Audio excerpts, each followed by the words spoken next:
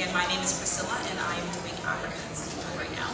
I got into steampunk 6 years ago, merging actually with comic books, and gradually as I started doing research in history, I started pulling my own cultural background, which is West African, into this. And as you can see here, it's kind of a fusion of a slightly more modern Ghanaian outfit, which is a Victorian bodice and a kaba fusion, as well as a bit of a bustle skirt.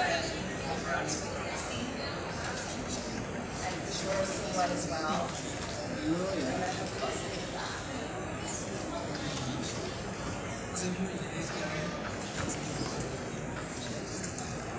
My name is Harbir, Anand. I've been doing steampunk for 8-ish years. I followed all the Victorian goths into steampunk. I've been into a lot of Victorian goth clothing for too many years. So when steampunk became popular, and a lot of my Victorian friends were heading that way, it was a lot of fun because all of a sudden you could play with a hell of a lot more colours. As soon as I started in the steampunk world, I noticed something. Everything was either primarily British, some European, you've got a few German, French styles going on, or American Western. It was a very limited palette, it was a very limited costuming, and I had so many things in my closet I wanted to break out because I finally could. Being of Northern Indian Punjabi descent, I decided to start experimenting with Indian steampunk, and over the time we actually coined the phrase Rajpunk, nod to Indian Raj at the time. I met Heather here about 10 years ago, and she had a tickle trunk full of costumes, so she came along with my journey with me. She'll introduce herself as well. Today, I'm wearing what is known as an Indian Sherwani. These are normally very formal outfits, usually these days generally worn for high formal occasions, awards, and weddings. This is technically supposed to be a wedding Sherwani, but I like red and gold, and I wear it every day. Now, steampunk accessories. Lovely belt that gets me all my things that, there's not really many pockets in this thing, so having all your pockets and pouches with you is great. I've also attached to it a Scottish sporran, which also brings in the idea of cross-cultural and mixing. The top hat, well, if you're going to be a gentleman anywhere in India or Victorian times, the top hat was fairly necessary. The goggles are for when you're on the spaceship, and yes, they do fit over my glasses. So I'm not making the mistake of having glasses and goggles at the same time. They'll fit right over them. And I'm actually going to take off my jacket to show you a couple of other things while Heather introduces herself. Hi there. So my name is Heather, and I grew up in northern Etobicoke, which was in very much a multicultural environment. I remember being in grade 5 and having a new girl come into the class and going, "Aren't you happy you're not the only white girl in the class now?" And I was like, I hadn't even realized. So I've always been exposed to many different cultures other than my own religions, and I've always been very interested in learning about them. And as growing up, coming up in different cultures and learning, coming into the steampunk and exploring, having an East Indian husband who grew up in Africa, you get to explore a lot of different things. So we'll go back to wearing his costume for a second. I'll describe mine quickly for you. I'm wearing what's called an Indian salwar kameez, which is a long tunic top, normally with trousers underneath. My boots are hiding them. I'm wearing the British corset with the various belts. I have my mask and goggles.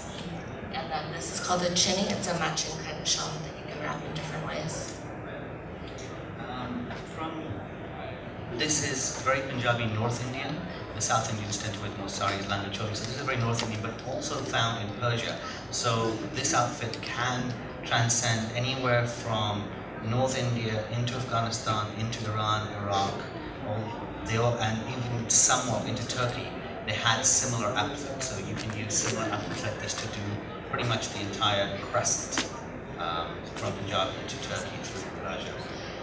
This is also a male's version of a salwar. It's called, so this is the salwar kameez for women and kurta pajama for the men. That's actually where the word pajama comes from. So the pajama, I've got riding jokers on, as well as my boots. With a nice Victorian belt, I not only feel a little bit more secure.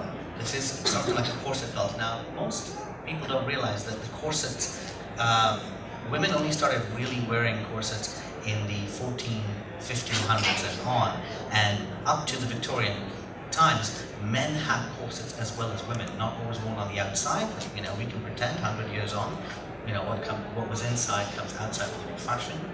This belt, so it's a simple simple tunic, joggers, the belt, hat.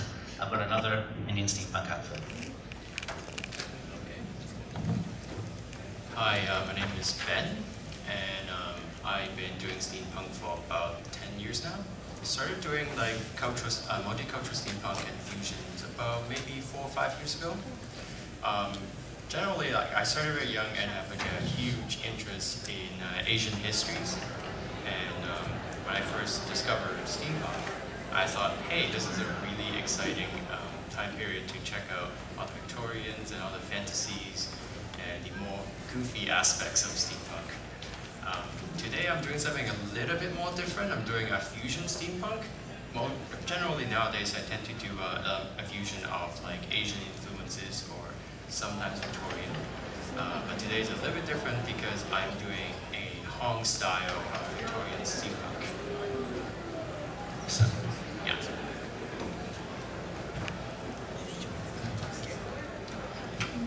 So what makes this different versus the traditional Chinese steampunk is the fact that this is actually a Hong style robe, which is a different time period. It's an earlier time period. And it's accessorized by the various belts. And it's more like a pirate style than anything.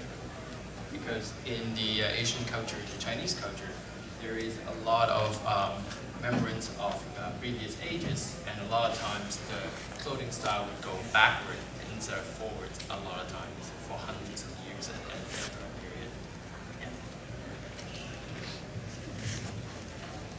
So next, what I would like to cover just in general, like what is steampunk, in case you guys haven't been to any of the other panels.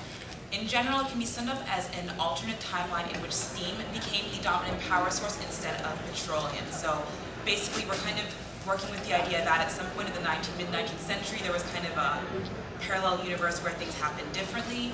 And one thing to remember is that even though, as Harbir said, a lot of steampunk tends to be British and European inspired, the 19th century was happening all over the world in different manifestations. And one tricky thing is that during this point in time, a lot of these areas had issues with colonization, so it's a bit of a fraught, tangled history. So as steampunks, the question is, how do we incorporate these aspects and kind of do it respectfully without, and really kind of tackle these issues of colonization, whether we go with a colonized world, a post-colonized world, and that I think is one of the big questions we have to answer.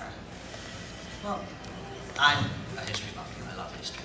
One of the things that most people forget about steampunk is we're not in the 1800s. We're not in the 19th century.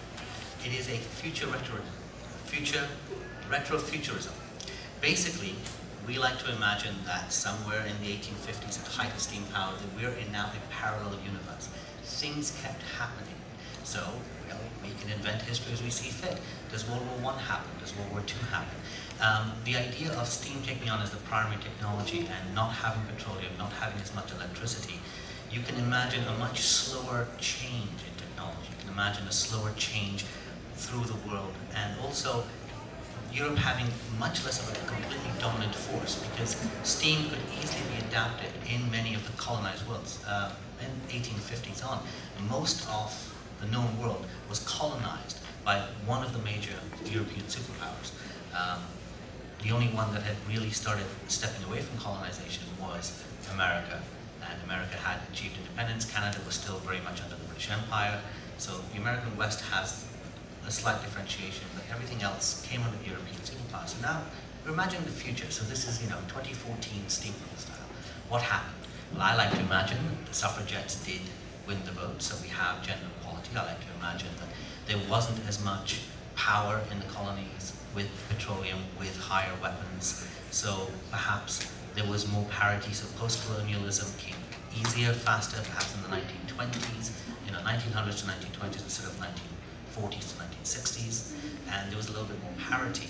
And with the parity, you have to imagine the entire world. So there are going to be people of Indian, Chinese, African, Australian descent living in Europe, because traded that way, they've gone with the army, or they've gone with trading houses or different jobs over that way. You've got Europeans living in different parts of the world. And having steam as the brain power, it's not as quick to move objects back and forth across these places. So you're not going to get your Victorian suits sent from England all the way to Australia or sent all the way to Japan. You might start, 100 years later, post-colonialism, start adopting a more native dress. So that is one way anyone of any ethnic background can dress in another ethnic background, because it simply happen to be of, living in a different country, adopting the modes of that country. And that also skirts around something else we'll talk about, which is cultural appropriation. Those on history.